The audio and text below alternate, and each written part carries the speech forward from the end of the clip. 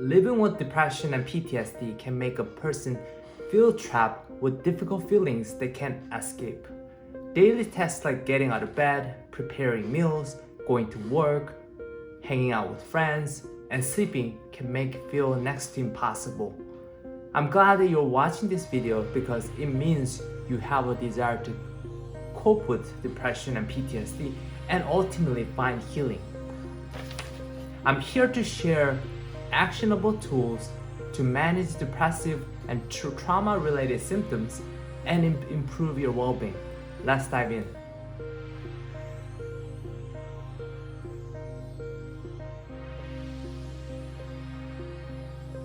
Welcome. I'd like to invite every self-healer to this healing space. I've made a few videos about depression and trauma. As I dig deeper into understanding depression and PTSD, I'm learning that there are infinite tips and tricks we can adapt to depression and PTSD. The depression is a common and serious medical illness that negatively affects how we feel, think, and act. In other words, there are no clean-cut symptoms of depression because depression is very subjective emotional experience. Let's take a look at some of the symptoms of depression. Here's a list of the symptoms: feeling sad or having depressive mood, loss of interest or pleasure in activities and once enjoy, changes in appetite, weight loss or gain unrelated to dieting, trouble sleeping or sleeping too much, loss of energy or increase in fatigue, increase in purposeless physical activities such as inability to sit still, pacing, hand-wringing, or slow movements or speech, feeling worthlessness or guilty, difficulty thinking, concentrating, making decisions, and safety issues, thoughts of hurting themselves or suicidal ideation. Everyone feels these symptoms from time to time, but when you experience 5 or more of these symptoms in 2-week period, you probably have clinical depression. Now, what is PTSD? PTSD stands for post-traumatic stress disorder. So it happens after a traumatic or disturbing event. According to American Psychiatric Association, PTSD is a mental condition that triggered by terrifying event, one or more, either experiencing it or witnessing it. Symptoms may include flashback, nightmare, hypervigilance, severe anxiety, as well as some change in thinking pattern. They often have intrusive, uncontrollable thoughts about the event. PTSD and depression are interconnected. They go hand in hand because the symptoms can overlap. The people experience depression are more likely to have traumatic experiences in the past than people without depression. And PTSD can be so debilitating that it can cause depression. And depression and PTSD are sort of sharing some of the same symptoms, such as lack of energy, hopelessness, helplessness, deep sadness, and fear and anxiety. So when we are deep into these symptoms, it's called being in a sort of a trap, depression trap. In this trap state, we may feel hopeless and helpless, believe that we're a failure or nothing good in life will happen. We may dissociate from reality. A process called learned helplessness or shame are contributing factors to falling into depression. Learned helplessness is when a person continues to think or believe or behave in a helpless manner, even when they have control over a situation. It often happens when a child is raised by untrustworthy or abusive parents. When we are children, our survival depends on the caregivers, right? But if caregivers are neglectful or abusive, this can result in PTSD or childhood trauma. Often the child will grow into adult who experience kind of similar helplessness and hopelessness, distrust of themselves or others, and negative self-beliefs. The good news is that with self-compassion, learn optimism, and changing our core beliefs, we can move away from that trap of old trauma, depression, and learn helplessness. Take a moment to pause and reflect on some of the core beliefs that you've been holding for a long time due to the trauma or childhood trauma. Feel free to write them down if that's helpful. So now, ask yourself if you were to let go of the old beliefs, what could your life look like? Or what could your life be different? The self-core beliefs usually start with I statement. I am a good person, I'm a bad person, I'm a terrible person, I'm a failure, I am successful, I am lovable, I am good enough. So be mindful of the language that you use. So for example, instead of saying I'm a terrible person for what I said, you can say I said terrible things and I'm a good person and learning new ways to communicate every day. So I guess we want to see the language that we use and how do we reframe the language we want to speak to ourselves. And try to avoid using the word should. Instead, invite a self-acceptance and compassion into your self-talk. When we say I should have done that or I should not have done that, we're inviting judgment and the self-criticism. So instead of should, I like to say I want. I want to do this. Now I want to try to do this. So please allow yourself to be vulnerable because this is very sensitive and something that we never, or this is might be a first time to process. So allow yourself to feel, just be with that vulnerability because it's been there for a long time. So according to Brené Brown, the leading researcher on shame and wholehearted living, expressing vulnerability is a sign of strength and courage. Pause the video and take a moment to notice and explore the core beliefs that you've been holding and the new core beliefs that you want to have. And here are some examples that I like to provide.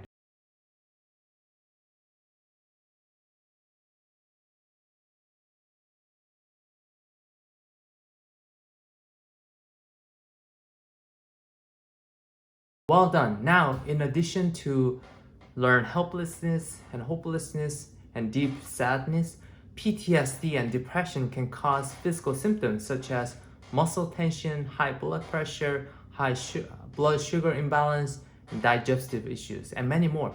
Our mind and bodies are inseparable. They are always connected. So even we are not aware of the physical state and emotional state, they kind of work together. For example, if you experience butterflies before a big job interview, this is an example of your thoughts affecting your gut. Some tools can support the mind-body connection, including yoga, meditation, walking, acupuncture, massage, and simply having a healthy whole food diet. These holistic healing modalities work directly on the central nervous system, helping you feel calm and regulated and centered. For example, yoga is literally means yoke or unite the mind, body, and spirit. Helps to lower the blood pressure, improve your immunity, and strengthening your heart. According to John Hopkins Medicine, a regular yoga practice may reduce levels of stress and the body-wide inflammation, contributing to healthier hearts. I believe our feelings, whether positive or negative, are there for a reason. It's important to dig deep and understand the meaning behind our feelings. So through the process, we can understand the depression not as a disorder. It doesn't define our lives. It's there to guide us, which means we can create a healing space to examine our feelings and our purposes and trying to find the personal growth through our feelings. Here are some actionable tools that help you move through the process of finding the meaning of your feeling. All right, the first tool I'd like to introduce to you is grounding. The grounding is sort of the process where you anchor yourself with the present moment. Oftentimes when we are going through depression or anxiety, we're thinking about the future or thinking about the past. So it's important to come back to the present moment. And the one way of doing that is simply being aware of your five senses: hearing, seeing, smelling, tasting, and touching. Here's an example of basic grounding exercise. So I'll guide you through this. So find a comfortable seated position and take a couple slow, deep breaths.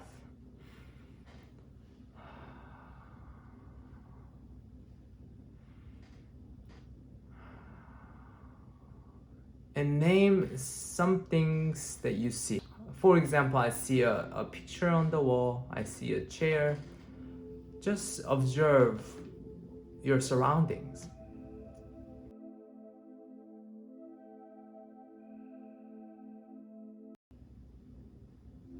And now, name few things that you hear.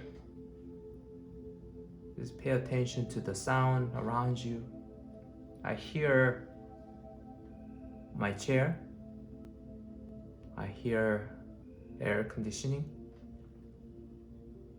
I hear my voice.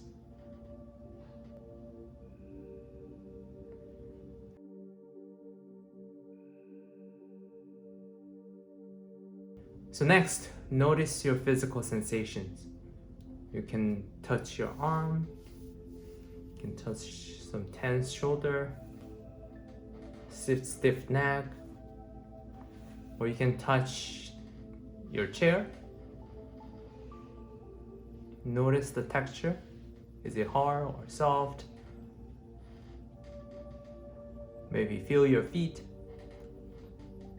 Notice the floor, notice your shoes. And now, if emotions arise, simply allow them to be there. Just make space for them. You don't have to try to change them. Just be present and curious about whatever feelings that you're getting, whatever sensations that you're getting. You can also try to do this exercise while you're walking or simply laying down, whatever movements that you feel comfortable with. So grounding is a tool for healing trauma and overwhelmed feelings. It's important to come back to the present moment.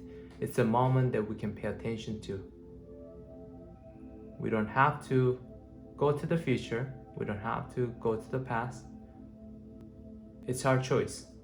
And this moment is to just notice the present moment. Practicing grounding invites you to sense and understand your body better.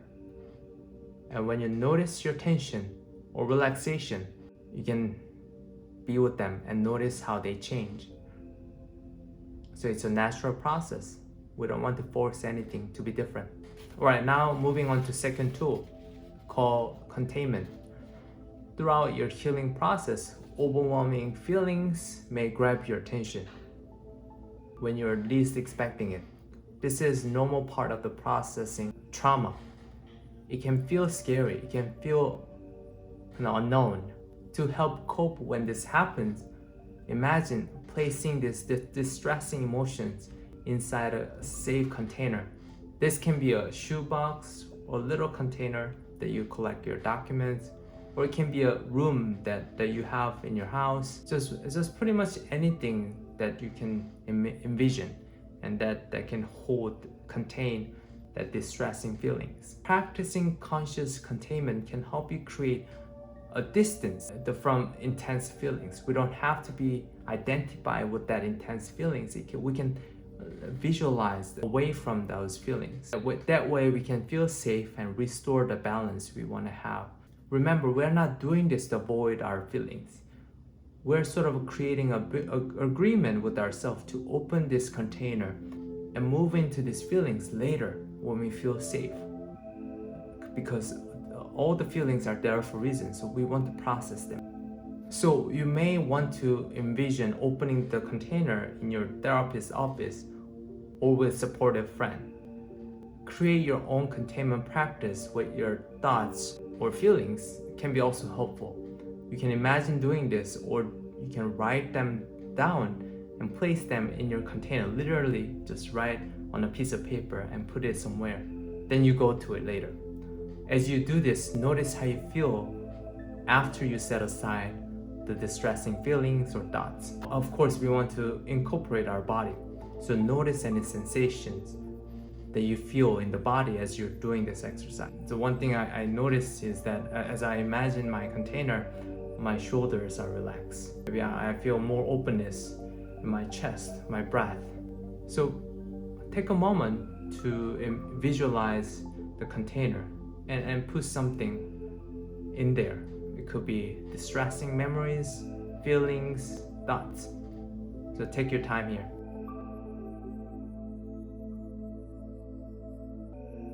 Alright, now we're moving on to the next actionable tool. When you struggle with self-acceptance, it's helpful to find healing ally that can provide nurturing space, protection, and wisdom. Healing allies are people or just simply beings or real, fictional, that provides comfort and stability. It's a reminder of your healing process. Your healing ally can be also come from a form of spirituality. According to Brené Brown, spirituality is not the same as religion. You don't have to believe in God to experience spirituality. She says, here's a definition. Spirituality is recognizing and celebrating that we are all inextricably connected to one another by a power greater than all of us, and that our connection to that power and to one another is grounded in love and compassion. Practicing spirituality brings a sense of perspective, meaning, and purpose to our lives. So simply put, a healing ally can be also be a someone real or imagined who has your back and offers loving care. An example of a healing ally might be a teacher, coach, your best friend, mentor. We want to explore what's possible, right? Depression, PTSD are sort of a human experience, and as a human being, it's important to experience all range of our feelings: sadness, joy, excitement, anger, and many more. But if you're continuously experiencing intense feelings, anger, sadness, anxiety, hopelessness, we want to examine that. We want to find how to soften those intense feelings. So instead of trying to avoid these feelings, we want to focus on building that capacity and tolerance for the depression and PTSD with self-compassion, self-examination, the positive thinking, and the tools that we discussed today. It will make it possible for you to experience life without depression, without PTSD. You're not defined by depression and PTSD. You're not your feelings. They're just there to find what's possible for you. So take good care of yourself and do your healing every day.